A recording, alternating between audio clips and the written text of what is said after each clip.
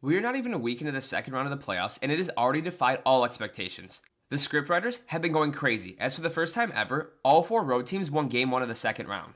No lead is safe either, as in the last 20 days, we have seen a total of 5 20-point comebacks. We have witnessed so much history these playoffs already, and I hope we aren't taking this for granted. But starting off with the Knicks versus Celtics. No team in NBA history has came back from 20 down in consecutive games to win until the Knicks did this series. The Celtics also made history, but not in the way you want. They missed an NBA record 45 three-pointers in their Game 1 loss and followed that up with 30 more in Game 2. This officially marks the most missed threes by any team in a two-game stretch in playoff history. They say you live by the three and die by the three, and Boston is emulating that to a T right now. Jaylen Brown is a huge contributor to this, as in Game 2, he had just 3 points on 1 of 7 shooting in the second half. Jason Tatum haters are having the time of their lives right now.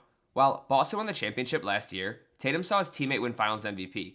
In the eyes of many, he still has a lot to prove. So far this series, he isn't helping his case.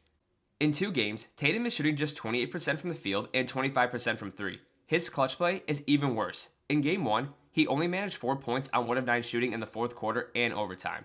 Then, with the chance to tie up the series in Game 2, he turned the ball over and practically gifted the Knicks the win. But on the other end, I gotta give my flowers to Mikal Bridges.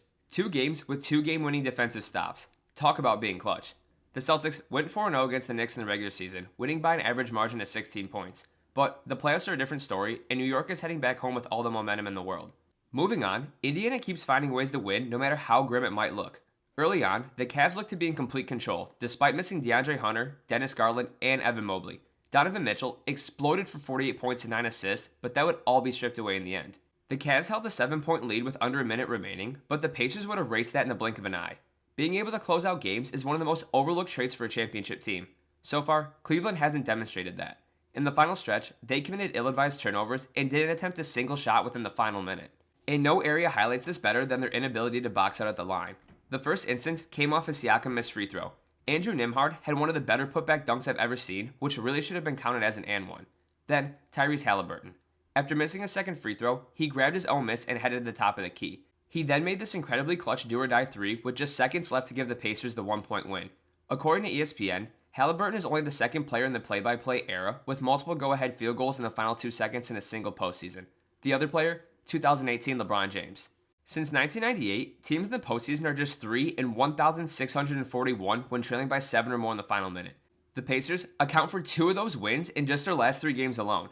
The Cavs now join the Celtics as the first 60-win teams to see a 2-0 deficit before the finals since the 2017 Spurs, who, by the way, played arguably the greatest team ever assembled with their best player out for most of the series. Going out west, we have the highly anticipated Nuggets versus Thunder. The MVP versus the runner-up and Westbrook facing off against his former home team. It doesn't get better than this. Game 1 saw Jokic stake his claim on why he deserves the MVP over SGA. He became just the 4th player to have at least 40 points, 20 rebounds, and 5 assists in a playoff game. The Thunder led by 11 with a few minutes remaining, but just like the Cavs, had trouble putting the game away. Mark Daigneault's questionable strategy to foul while up by 3 allowed for Denver to cut the lead to 1 with seconds remaining. Chet Holmgren would head to the line where he missed not one, but both free throws. The Nuggets took advantage, and on the following fast break, Aaron Gordon would knock down a 3 to give Denver the win. Honestly, who would have thought at the start of the playoffs that both Tyrese Halliburton and Aaron Gordon would have multiple game winners each? With Denver stealing Game 1, interim head coach David Adelman officially became the first and only coach in NBA history to have more wins in the playoffs than the regular season. Unlike the previous 2 matchups mentioned, OKC was able to tie up the series. The Thunder responded with a 43-point thumping, dropping a franchise-high 149 points. 87 of these came in the first half, which set an NBA record for most ever in a half in the postseason.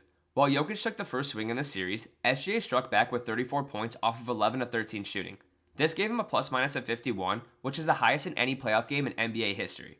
Round 2 looks as if it's going to be every bit of good as Round 1.